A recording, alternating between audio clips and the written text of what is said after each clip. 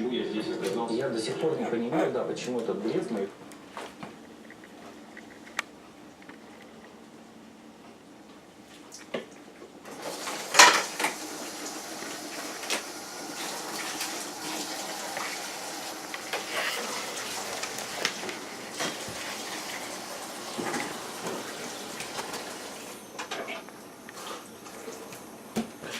Так, ну, что уже?